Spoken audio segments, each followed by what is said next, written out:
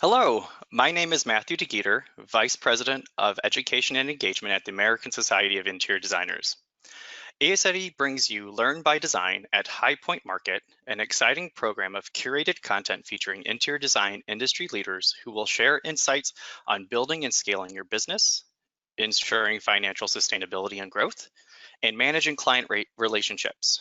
Walk away with the skills to help you maximize your business profitability in 2020 and beyond. I am thrilled to welcome you to the first of 3 programs in the ASID Learn by Design at High Point Market series. In conversation, Kerrie Kelly on designing an agile and thriving business. So today's conversation is between 2 pros that we're very excited to have. It's actually a first-time interview between these 2 with expert interviewer LuAnn Nigara, host of the award-winning podcast, A Well-Designed Business, and co-owner of WindowWorks, and design leader and chair of the ASID National Board of Directors, Kerrie Kelly, creative director of Kerrie Kelly Design Lab.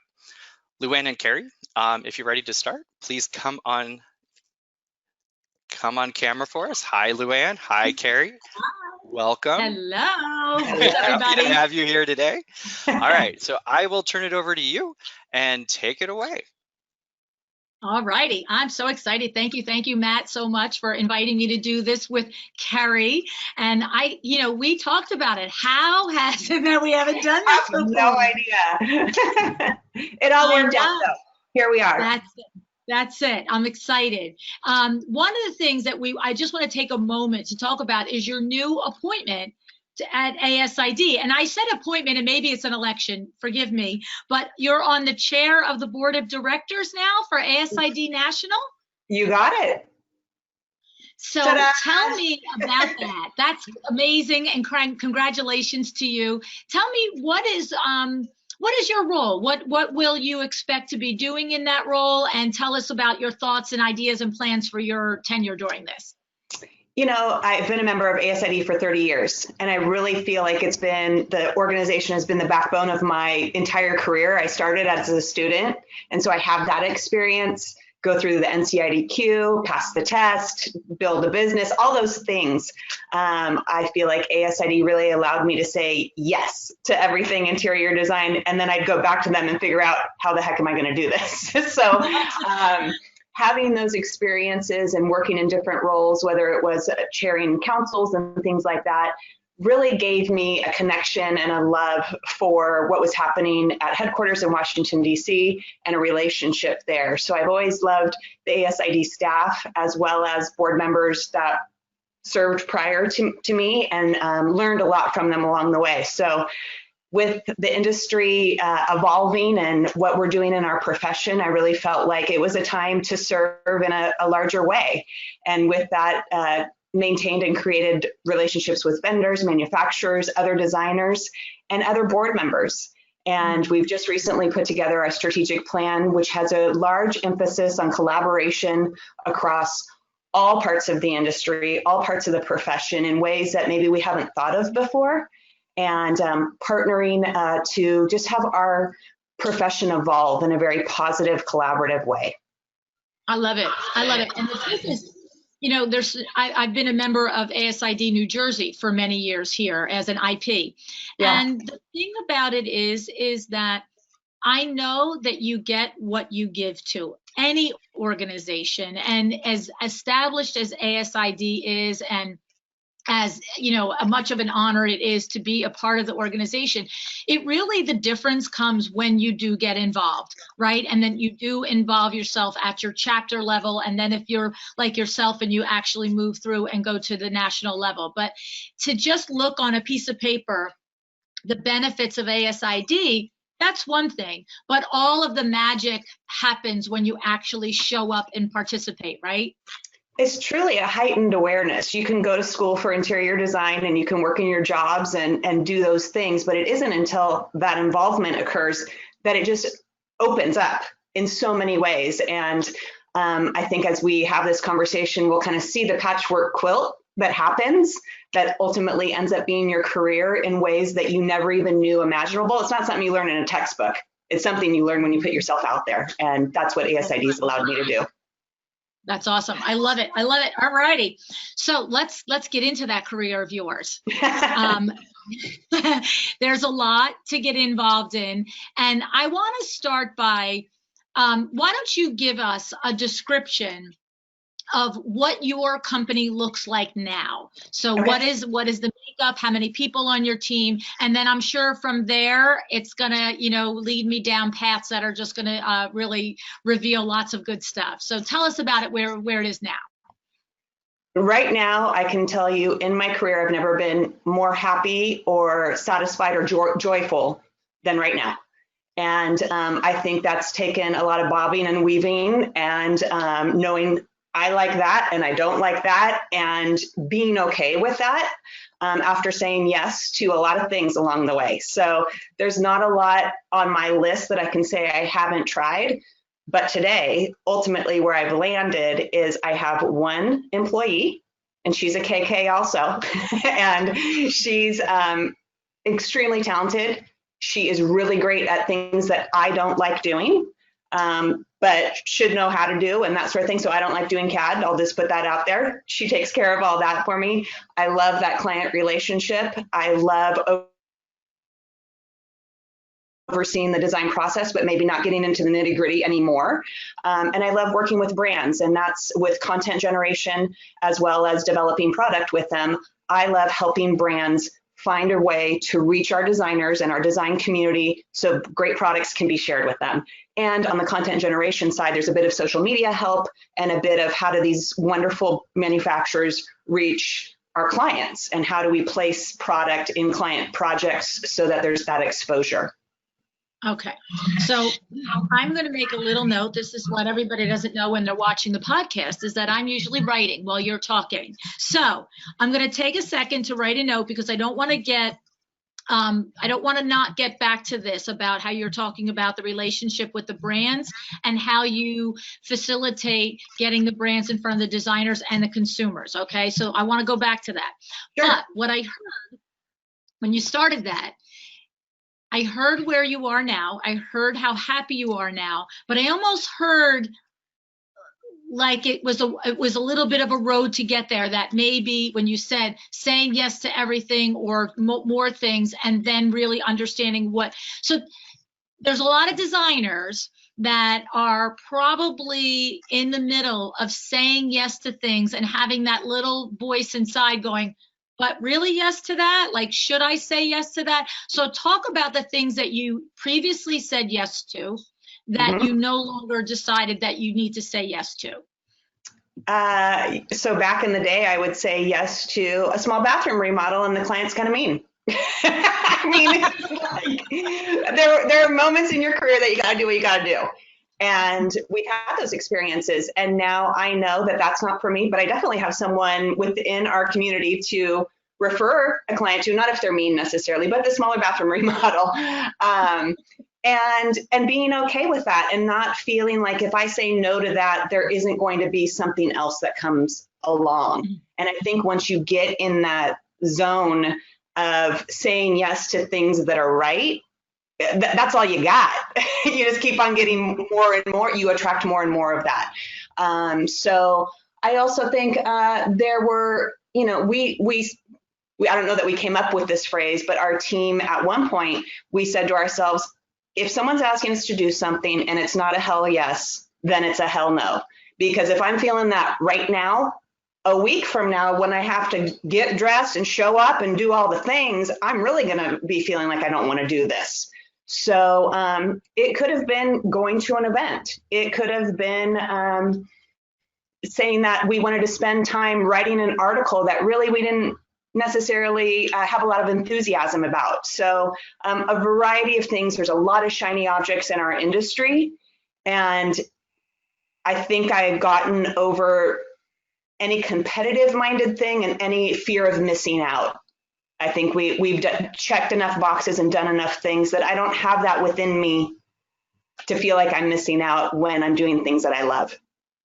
So you know what? My question on that is, it's one thing at this stage of your career, X amount of years in, I can imagine it myself as well.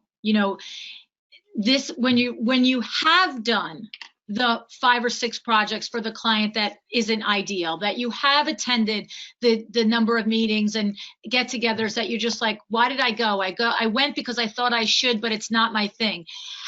Do you have any thoughts on the hindsight advice on how to say no in those moments when you are less experienced and less seasoned in your business? Because what I feel like it comes from is, and you tell me your opinion, it comes from the 5th time that you just had a lousy project and you're just like, okay, uncle. But that first time you get that gut feeling, what is the advice to give that designer that's listening to listen to it the first time and not wait till the 10th time? Anything? You know, I think always trust your gut. I mean, you get a sense of that. But also, if there is any sort of interest, check it out. Or if you know someone that has maybe done this before, I mean, call LuAnn. Have you done this? It's window coverings. Like, have you done this before? And don't be afraid to reach out to your tribe, to your team, to check in and say, is this worth it? Am I like making this up in my mind that I don't have this great feeling about this? But check in with those relationships. And I mean, when you got 26,000 designers across the country with ASID alone that you can tap into, let alone the other organizations and the connections you make at High Point and your vendors and manufacturers, tap into that. That's, you know, we're friends. That's what we're all here for. And I think we can teach each other along the way. I'm 48 years old, so to talk to a 28-year-old and maybe help shape what that looks like and what their journey looks like, I'm happy to do it.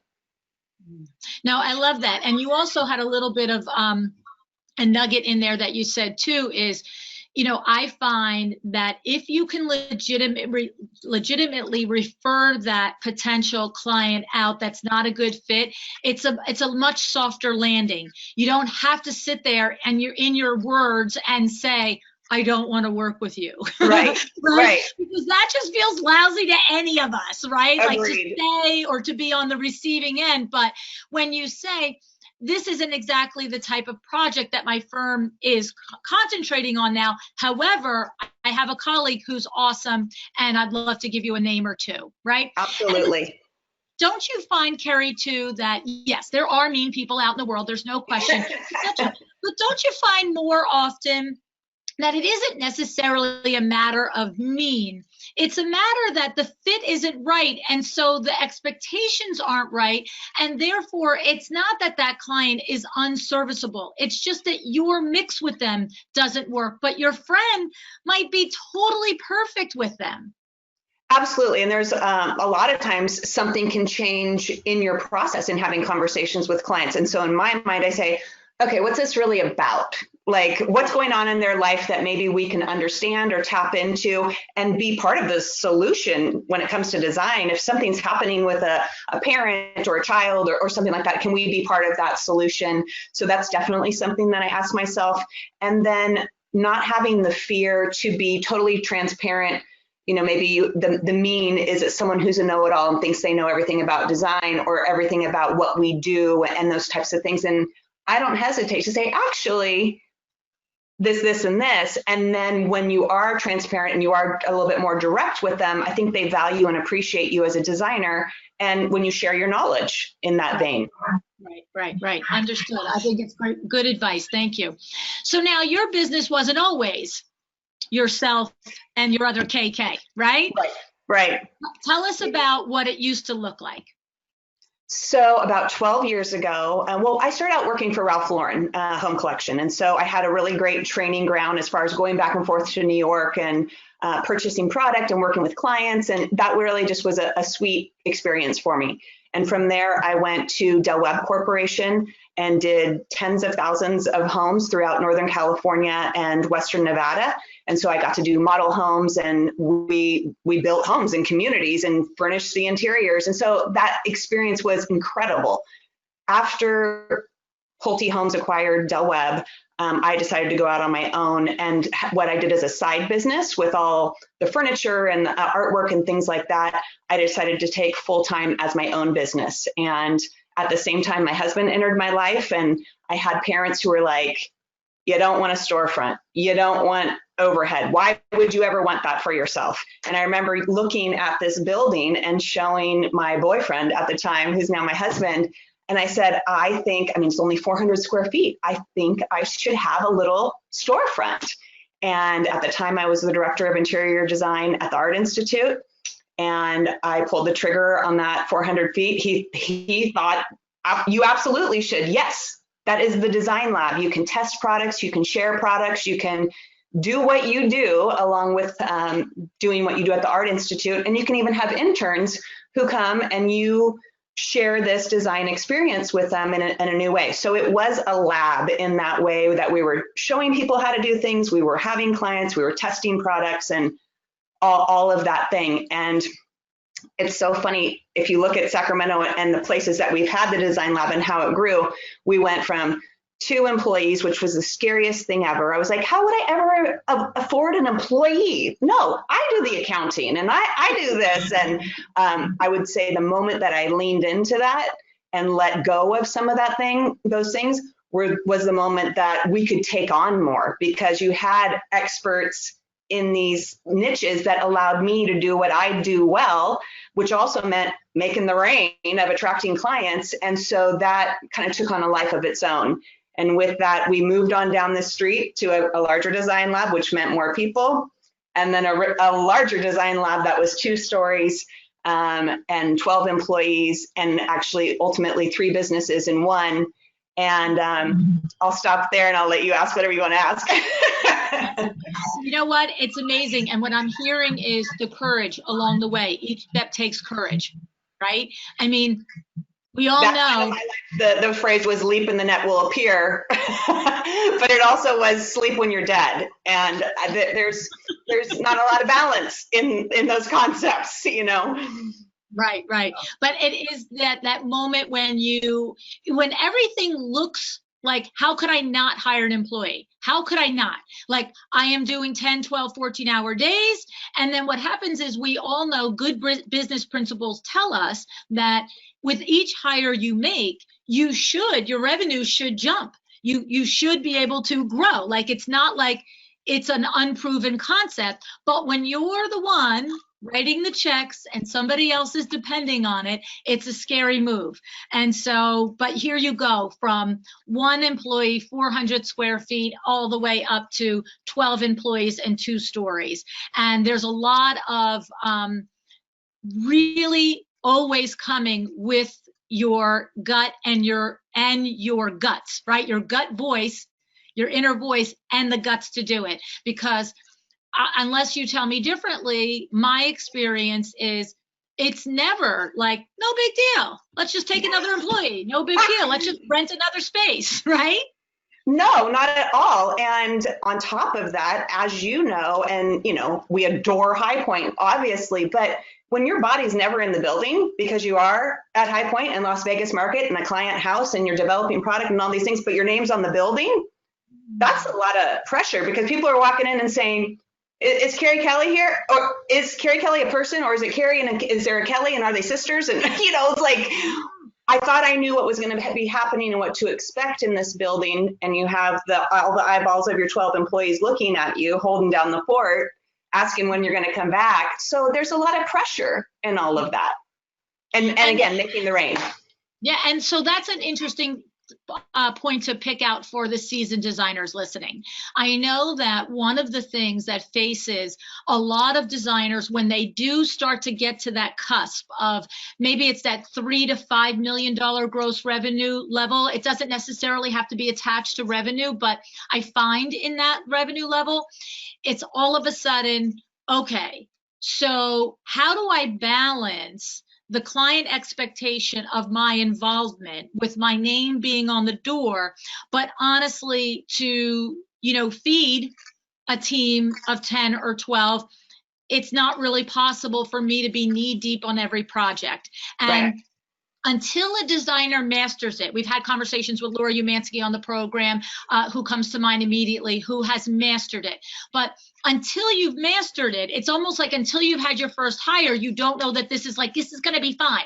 So, so what's the advice on that? Like, it sounds like you did have that moment where it's like, okay, not only are my clients, my potential clients, but my employees sort of looking around going, where are you, Kerrie? But how did you manage it, and how did you strategize it?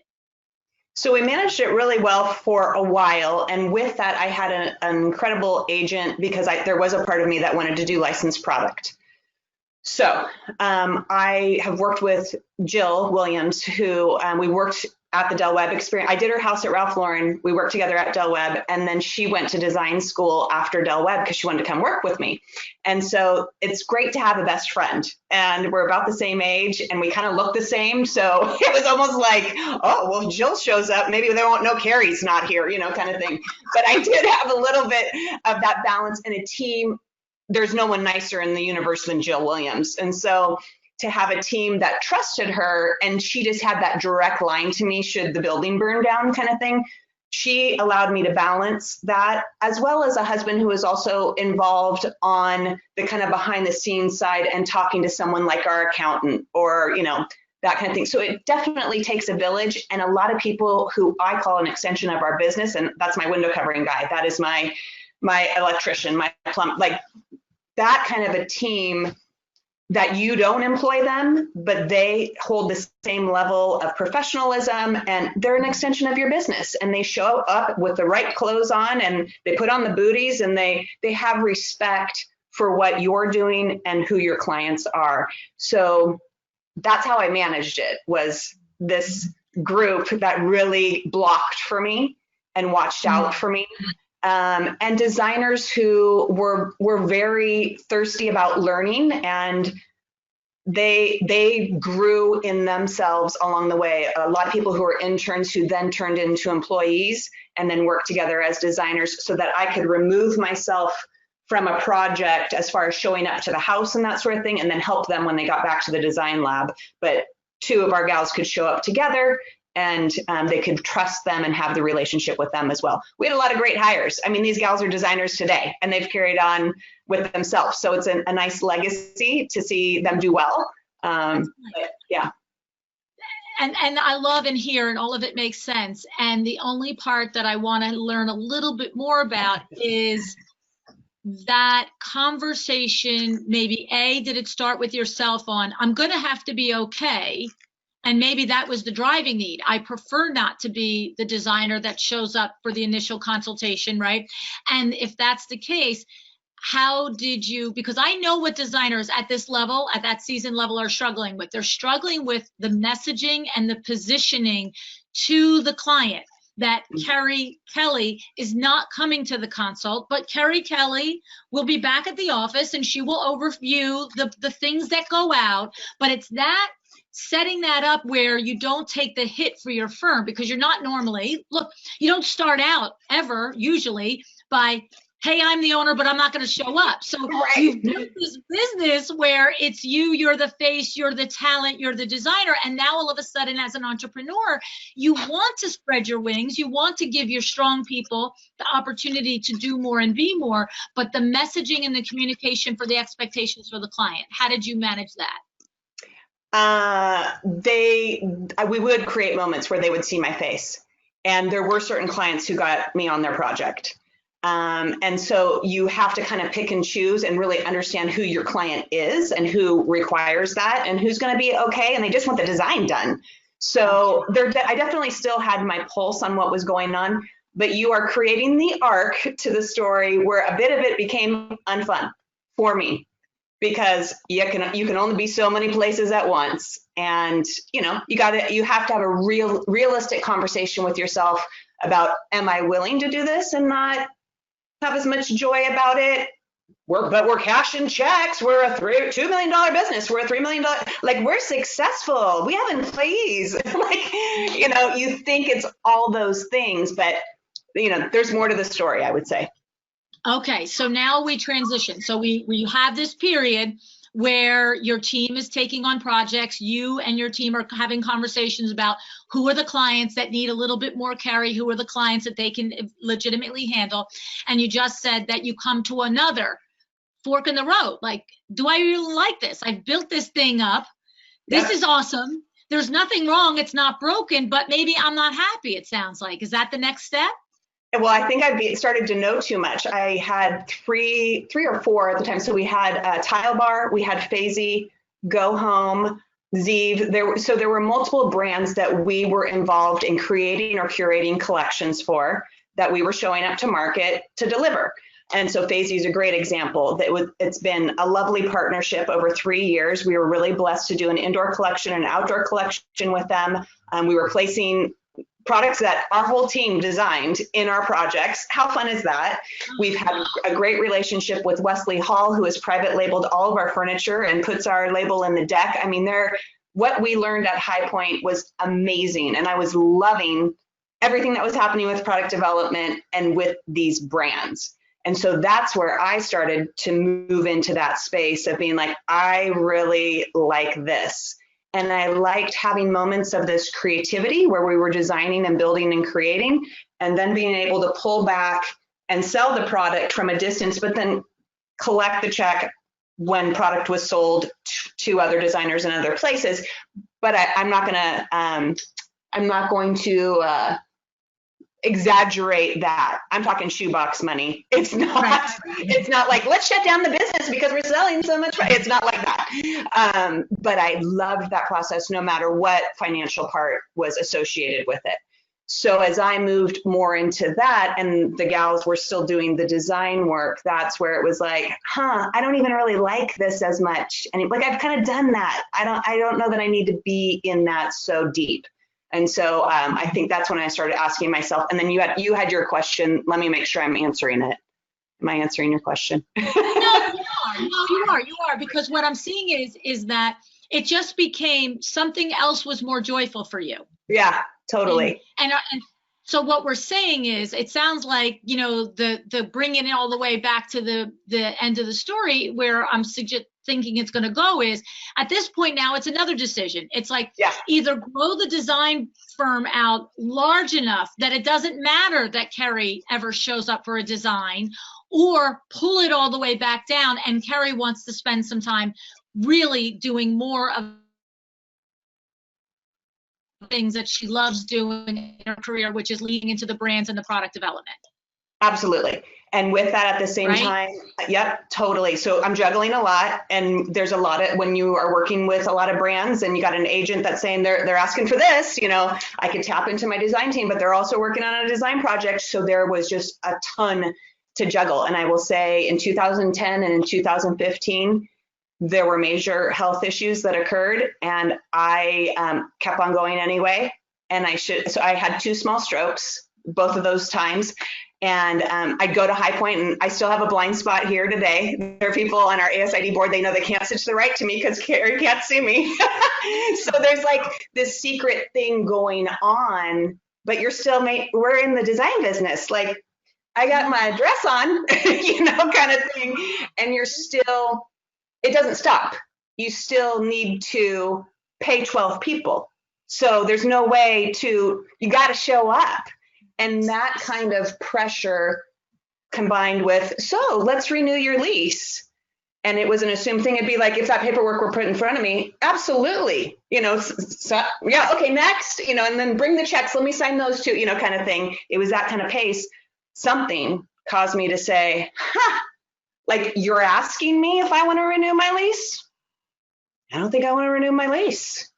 I think I want to, right now, I appreciate the comfort of my home, and I need to be in the comfort of my home, working with these brands and working locally. Our neighborhood's a historic neighborhood, so I walk to a lot of our clients and they're neighbors. I want that kind of deep relationship and a big project where I can make a big difference, and then working with our home builders doing model homes. So those were kind of my sweet spots, as well as the content generation with brands too, of doing what I loved. And it's so funny, never been more profitable. It's so weird to strip everything back. You think you have to have the building and the 12 employees and all these things. And it's like, I'm in shorts right now and flip-flops, and I'm, doing this, and everyone's box is checked, and wow, like, wow.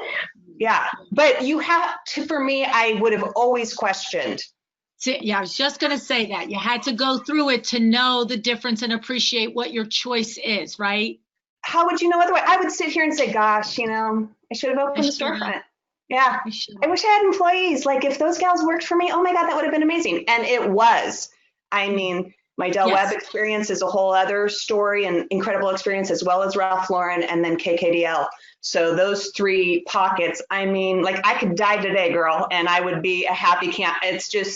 It's been a very sweet ride. And like I said in the beginning, it's a lot of bobbing and weaving, and we've written the books and we've had the lines and, all those things. It's just an incredible industry to be in. And I'm sure you would agree, even in a time like this, it's an incredible profession that we have this exposure to and what we're able to do and what avenue we choose to take.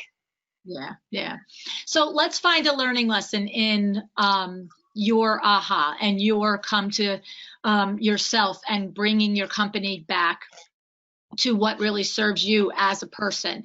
I can't imagine that someone as successful as you are and had a team and was running a business at your level, that you weren't having your Q4 strategy sessions about what are we going to do next year. So unless you tell me that you weren't having those, which I'll be shocked at, but what I'm imagining is what you mentioned there with it going so quick. It was like the strategy sessions, were they all about what's possible for the next year, but not actually turning off the noise and maybe just, sitting with yourself and saying, yes, all of this is possible, but does it serve what I want to do? Right? Did you do the strategy sessions with your team and you just were busy and involved in the challenge and the success and just didn't have the quiet conversation with yourself? Or tell us, because I want to find, if somebody's out there, whether they have a business of one person, or 10 people, like I feel like, your lesson is listen to yourself, right?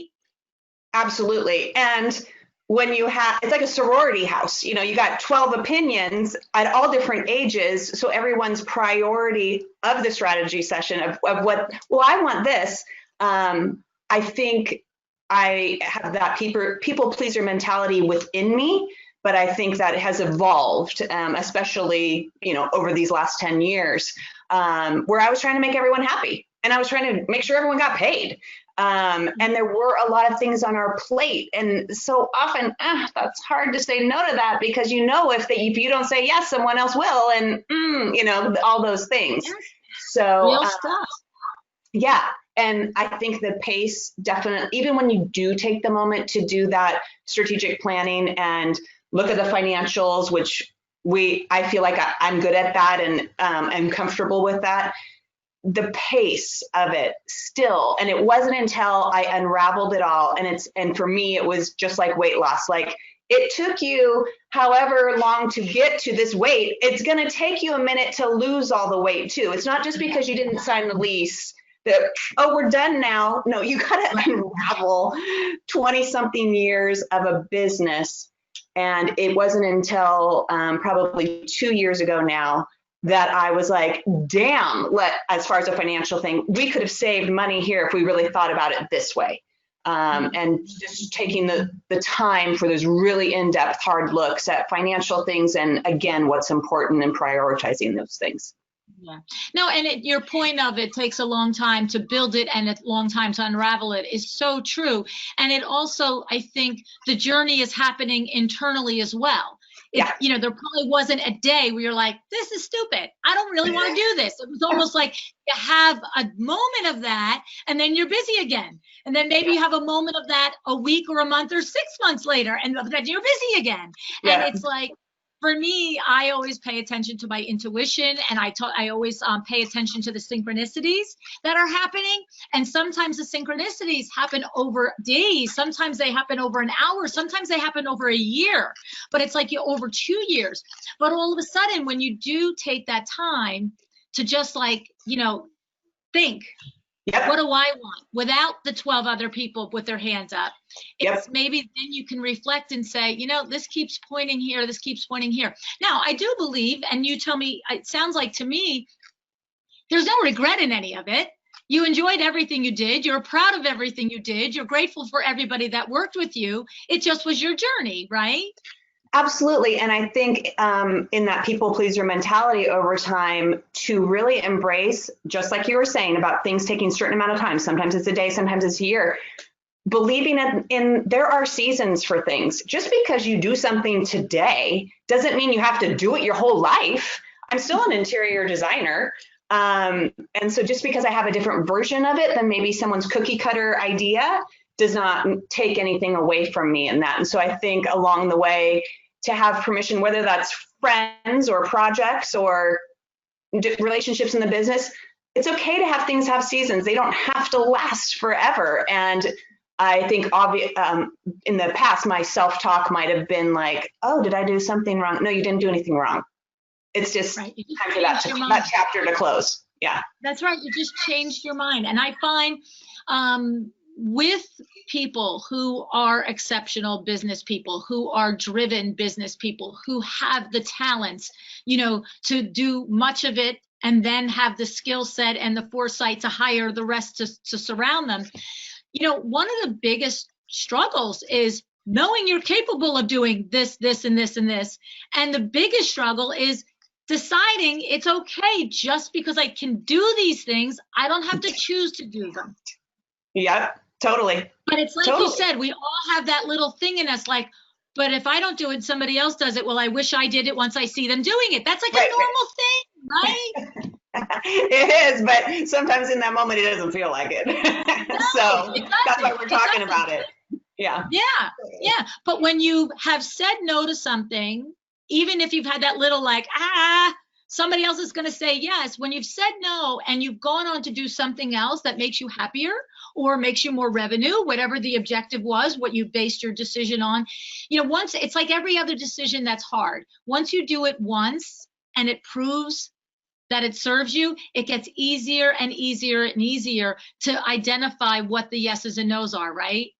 Yeah, I mean, it's like exercising a muscle, truly. You're like, nope.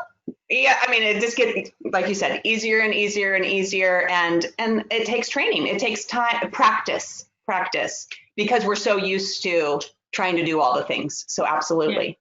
Yeah.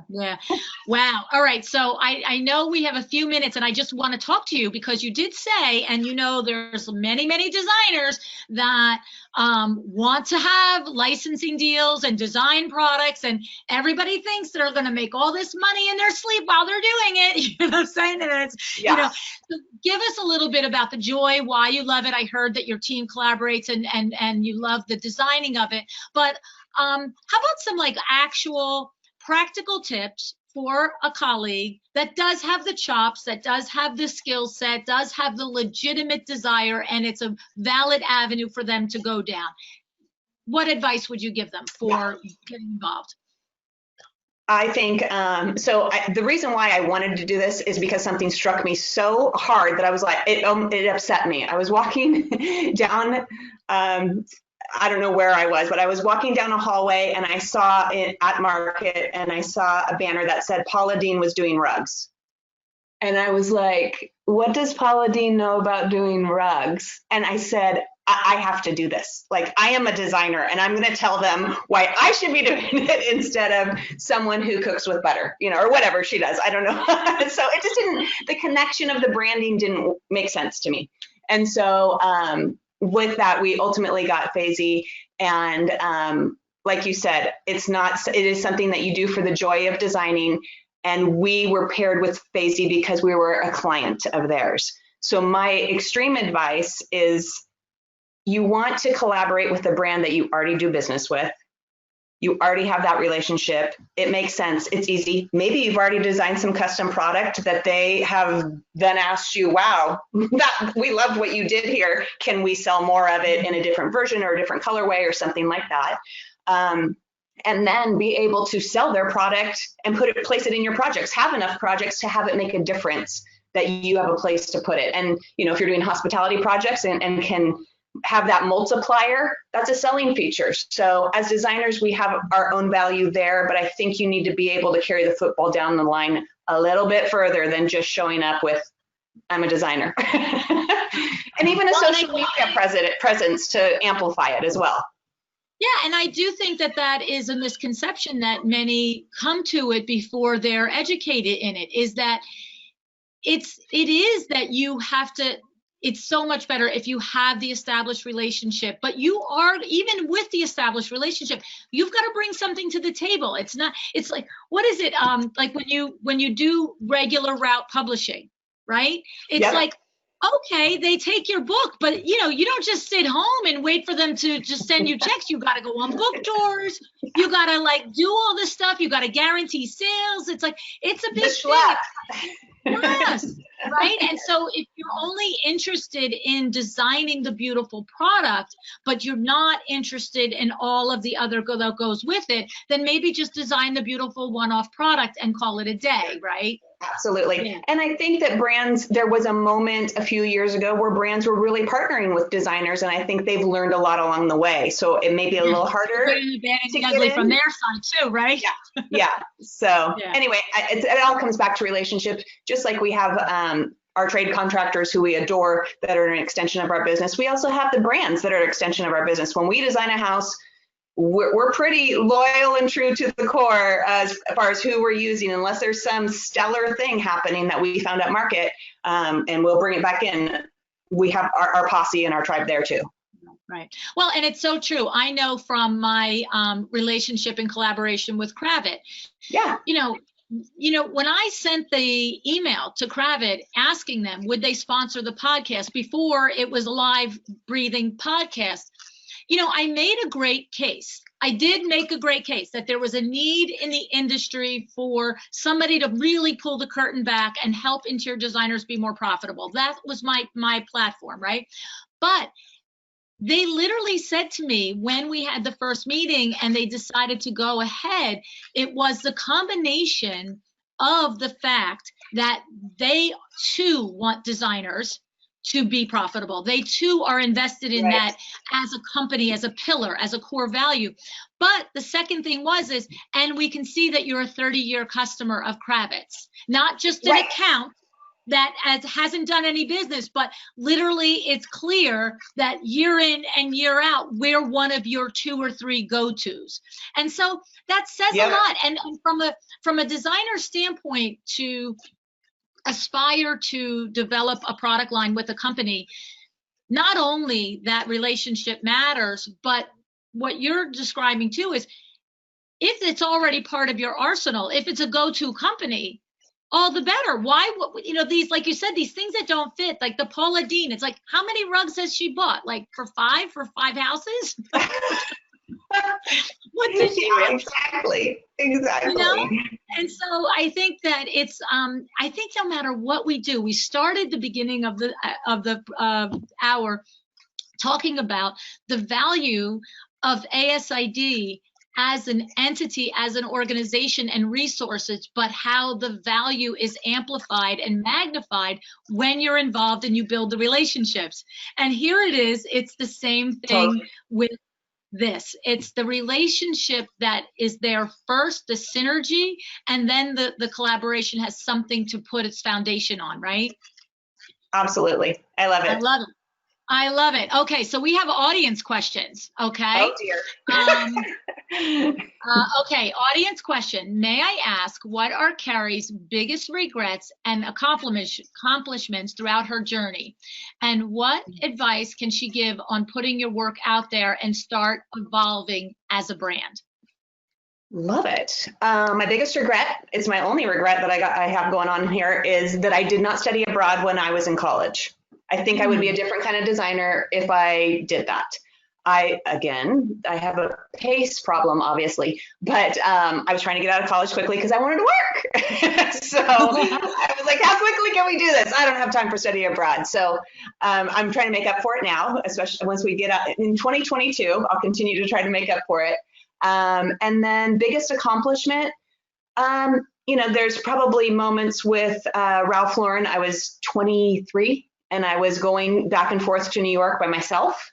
And I just remember putting my big sunglasses on. I had no idea where I was being dropped off. You know what New York's like, but I'm a California girl. I put on my big sunglasses early morning. I just tried not to look up and know what I was doing, and then to arrive at the Ralph Lauren showroom and be able to shop that, and Diana Ross is in front of you, and just to soak all that in, it's something that just never leaves your blood, and you can see it trickle out through my story throughout my whole career. So it was a good learning ground after college to be able to experience that for sure. As far as a brand and amplifying your work, I would say you don't have to hire the most expensive photographer, but you do need to hire some sort of photographer that you feel good about that work and capture these things that you're doing and be able to offer them to potentially a brand that you work with. Like if you use Fiberworks rugs, then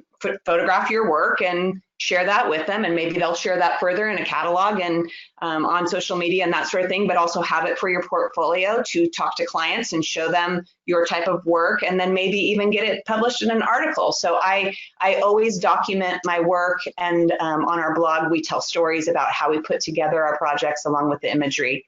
And I think that's a good way to tell your story and have people really tap into you and who you are. I love it. I love it. That's awesome. So, okay, we have another question. I was going to dig into that, but we'll go to audience questions. I had all my questions, I guess. Okay. So it says, what has been the impact of COVID on Kerries' business and brand, and how has it changed your business approach? So it's interesting. I feel like while there may have been some middle ground projects, we have really two ends of the spectrum. We have a virtual situation where people want to DIY and do things on their own. They want to purchase things on their own. They want to do it during time of COVID. This is their entertainment, but they have a few questions that they need to help get this project over the finish line. They pay us virtually to get an hour with us. They then get a Zoom link and we meet with them and we answer all their questions and then give them some resources along the way as well. And then they're off to the races. And then we have the full masked up crew on site, everyone following the rules, and we are doing new build construction and full renovation, accomplishing, we have essential workers on our construction site in California here, and so they're continuing on with projects, and we're seeing a lot of that, and a lot of people moving out of San Francisco and coming to the Sacramento area, and we're helping them make those transitions. So big projects, deeper work for sure, a total other end of the spectrum as opposed to virtual.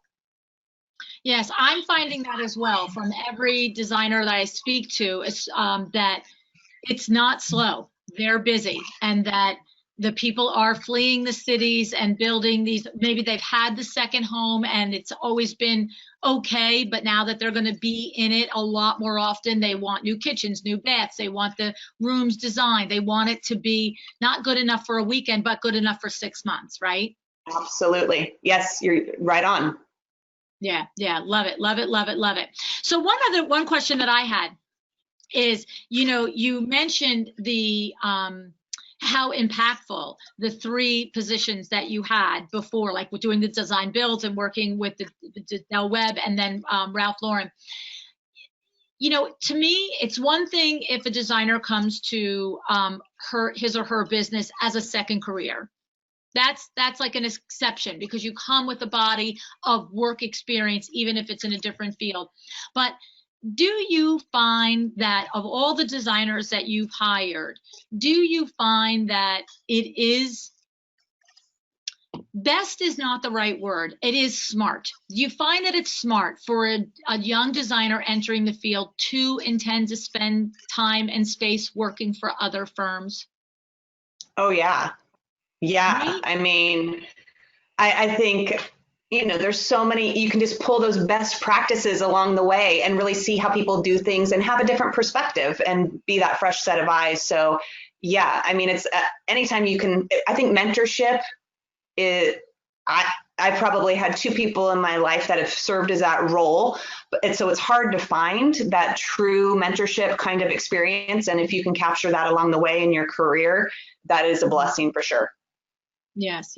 But I just find that